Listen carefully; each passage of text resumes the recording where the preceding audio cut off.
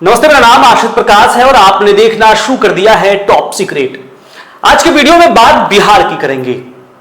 बिहार विधानसभा चुनाव 2025 में एनडीए को प्रचंड जीत मिली और प्रचंड जीत मिलने के ठीक 7वें दिन आज 20 नवंबर को पटना के ऐतिहासिक गांधी मैदान में शपथ ग्रहण का समारोह रखा गया था, जिसमें 10वीं बार मुख्यमंत्री नीतीश कुमार ने शपथ ग्रहण की और 10वीं बार नीतीश कुमार जो हैं सो मुख्यमंत्री बिहार के बन गए। आज देखिए, पिछले 20 वर्षों में बिहार में बहुत कुछ बदला है, या फिर वो विकास के हिसाब से देखें, राजनीति के हिसाब से देखें, सामाजिक दृष्टिकोण से देखें, बहुत कुछ बदला है। लेकिन एक चीज जो नहीं बदला है वो है मुख्यमंत्री का चेहरा। वो मुख्यमंत्री का चेहरा एक बार फिर से 2025 में भी नीतीश कुमार ही रहे और फिर से उन्होंने शपथ ली है। लेकिन आज के जो चर्चा में, आज के इस वीडियो में नीतीश कुमार की बात नहीं करेंगे हम लोग। नीतीश कुमार के बारे में तो जग जाहिर है कि नीतीश कुमार ही मुख्यमंत्री बनेंगे और बन गए।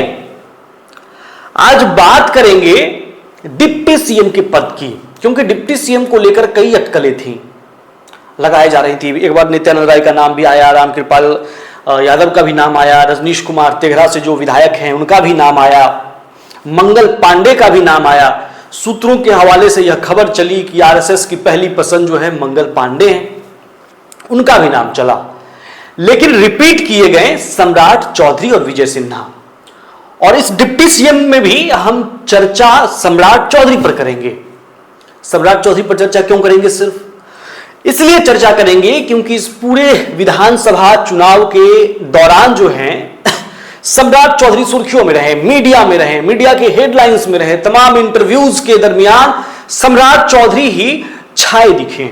और उनके मीडिया में छाने की वजह से कई बार तो ऐसा भी लगा कि शीर्ष नेतृत्व जो है वो असहज महसूस कर रहा है अपने आप को। सम्राट चौधरी भी बैकफुट पर दिख रहे थे। अब क्यों दिख रहे थे इसे भी बताते हैं। बीच चुनाव में, चुनाव से पहले भी सम्राट चौधरी पर प्रशांत किशोर, जो कि जनसुराज के सूत्रधार हैं, उन्होंने ऐसे ऐसे आरोप लगाए कि तमाम मीडिया जगत के लोगों ने उस मुद्दा को कैच किया और लगातार यह सवाल सम्राट चौधरी से भी पूछा जाता रहा और हेडलाइन में यही चलता रहा। मतलब मीडिया ने बहुत दमखम से दिखाया इसे भी और बहुत मुखरता से कई इंटरव्यूज आप देखे होंगे जहां सम्राट चौधरी से उस आरोप पर कई सवाल लिए गए, जहां पर सम्राट चौधरी बैकफुट पर दिखे, वो कुछ बोल भी नहीं पा रहे थे। इतना चर्चा। हत्या के आरोप लगे, जो आरोप प्रशांत किशोर ने लगाए, हत्या के आरोप, अपनी एजुकेशन को लेकर झूठ बात कहने का आरोप, डिग्री छुपाने का, 7वीं तक ही पढ़े हैं सम्राट चौधरी, ये आरोप लगे। मर्डर का आरोप लगा, 7 लोगों के मर्डर का आरोप लगा। फिर उपाधि, डिलीट की जो उपाधि है उसको लेकर भी बहुत कुछ, उम्र छुपाने को लेकर तमाम आरोप लगे। लेकिन जब शपथ ग्रहण हुआ तो एक बार फिर से सम्राट चौधरी को डिप्टी सीएम बना दिया गया। अब सवाल यह है कि इतने आरोप लगे सम्राट चौधरी पर, उसके बावजूद बीजेपी ने सम्राट चौधरी को डिप्टी सीएम कैसे बना दिया? बीजेपी से सवाल इसलिए यह पूछा जाता है क्योंकि बीजेपी अन्य पार्टियों से अपने आप को अलग बताती है। भ्रष्टाचार के मामले में हो, क्राइम के मामले में हो, थोड़ा सा अलग दिखाती है। उसके बावजूद लेकिन ये सवाल पूछे जा रहे हैं। अब ये सवाल बनते भी हैं कि इतने आरोप के बाद भी सम्राट चौधरी पर उन्हें डिप्टी सीएम कैसे बना दिया गया? तो देखिए, इसका जो सीधा सीधा जवाब है वो ये है कि सम्राट चौधरी को कुशवाहा वोट बैंक को इंटैक्ट रखने के लिए डिप्टी सीएम बनाया गया है। सवाल बहुत से हैं, सारे सवाल का जवाब आप एक एक करके हम देंगे कि वो राजनीतिक मजबूरियां क्या रही या फिर क्या कुछ वो कारण रहा जिसकी वजह से सम्राट चौधरी को डिप्टी सीएम फिर से बीजेपी को बनाना पड़ा। तो सबसे पहला जो है सीधा सीधा जवाब यह है कि कुशवाहा समाज को इंटैक्ट रखने के लिए सम्राट पर दांव एक बार फिर से खेला गया है। देखिए, बिहार में यादव जो हैं, जो यादव समाज के लोग हैं वो 14.26% हैं। उसके बाद सबसे ज्यादा कुशवाहा की संख्या है 4.2%। माना जाता है कि मगध, शाहाबाद, सिवान, भागलपुर, बांका, पूर्णिया, बेतिया, मोतिहारी एरिया की जो 40 से 45 सीट हैं उस पर कोयरी कुशवाहा समाज का अहम फैक्टर है। सम्राट चौधरी कुशवाहा समाज से आते हैं। सम्राट चौधरी और उपेंद्र कुशवाहा के कारण कुशवाहा और कोयरी समाज एनडीए के करीब आया इस चुनाव में। अब इसे समझाते हैं आपको कि कैसे। पोल्स मैप सर्वे और लोकनीति के मुताबिक 2025 विधानसभा चुनाव में 71% कुर्मी कोयरी समाज ने एनडीए को वोट किया है।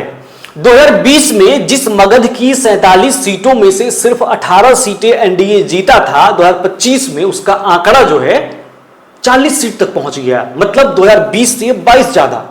2020 में शाहाबाद में सिर्फ 2 सीट जीतने वाला एनडीए 2025 में 19 सीट पर पहुंच गया, मतलब 17 ज्यादा। अब राजनीतिक विश्लेषकों का कहना है कि कुशवाहा भाजपा का कोर वोटर नहीं रहा है, इसलिए क्योंकि उनके पास अपना एक नेता है नीतीश कुमार। नीतीश कुमार को छोड़कर कोयरी और कुर्मी समाज के लोग कहीं और नहीं जाते हैं, तो इसलिए पार्टी सम्राट को आगे करके उसे अपने से जोड़ने का प्रयास कर रही है। पहले पार्टी ने प्रदेश अध्यक्ष बनाया, फिर डिप्टी सीएम, और उसका फायदा चुनाव में हुआ है इस बार को। भाजपा इससे पहले यादवों को लालू से दूर करने के लिए कई यादव नेताओं नित्यानंद राय, नंदकिशोर यादव, राम कृपाल को आगे बढ़ा चुकी है। चूंकि भाजपा के पास कोई बड़ा ओबीसी चेहरा नहीं है, इसलिए ओबीसी चेहरे के तौर पर पार्टी ने पहले यादव नेताओं पर दांव खेला, जिसमें नित्यानंद राय, नंदकिशोर यादव, राम कृपाल यादव, इन लोगों का नाम शामिल था। लेकिन उसमें सफलता नहीं मिली, क्योंकि यादव वोट जो है वो बटता हुआ नहीं दिखा लालू यादव से, क्योंकि वो डेडिकेटेड वोटर है लालू यादव के लिए, वो बहुत जुड़े हुए हैं। तो यादव समाज को जब तोड़ने में कामयाब नहीं हुई भाजपा, तो अब पार्टी जो है कुशवाहा पर दांव लगाया है। तो तीसरे प्रयास में उसे फायदा मिलता दिख भी रहा है, 2025 के चुनाव में फायदा मिलता दिखा भी है। अब कोयरी समाज धीरे धीरे भाजपा पर भरोसा कर जुड़ रहा है, इसलिए सम्राट को दूसरा चांस मिला। लेकिन, और ये जो लेकिन मैं बोल रहा हूं वो थोड़ा गंभीर और बड़ा लेकिन है। अब भाजपा अपने राजनीतिक हित को साधने के लिए बिहार में भले ही कितना भी समीकरण साध ले, लेकिन जो सवाल हैं सम्राट चौधरी को लेकर वो तो उठेंगे ही।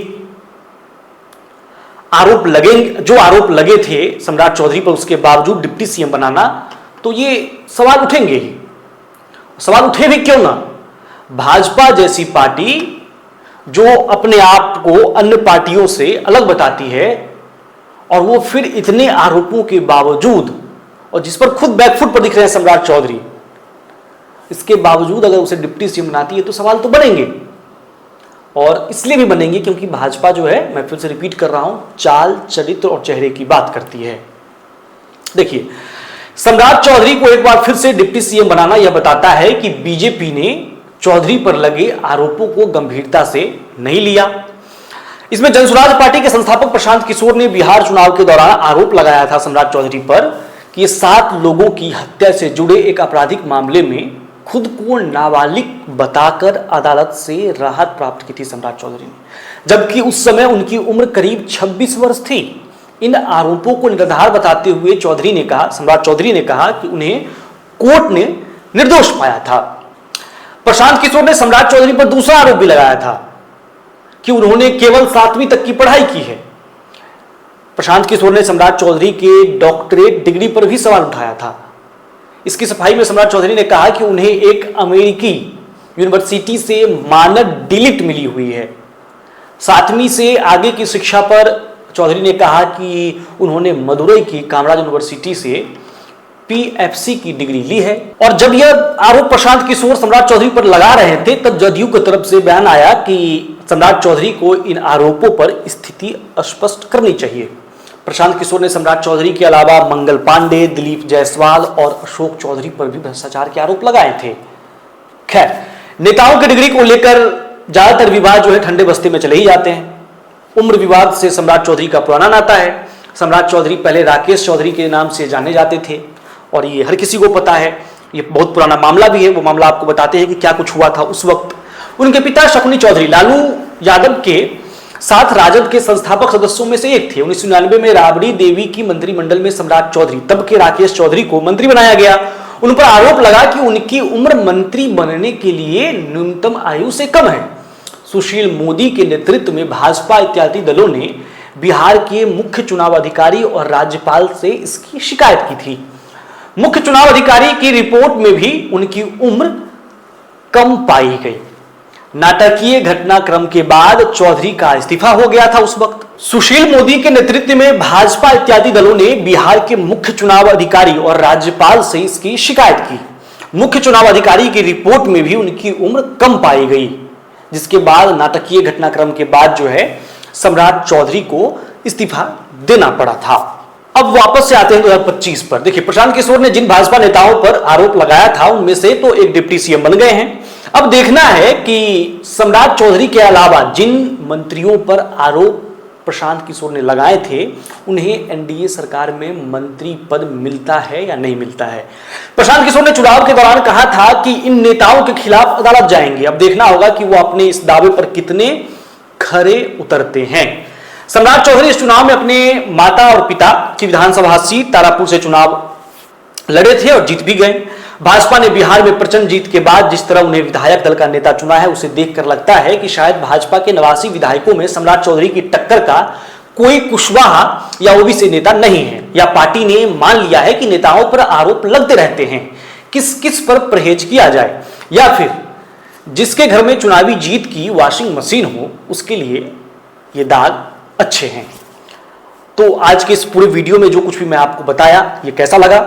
सम्राट चौधरी के ऊपर जो कुछ भी आरोप लगे और चुनाव के बाद रिजल्ट आने के बाद फिर से उन्हें डिप्टी सीएम बना देना, इस पर आप क्या सोचते हैं? अपनी राय कमेंट बॉक्स में लिखिए। चैनल को सब्सक्राइब कीजिए और देखते रहिए टॉप सीक्रेट।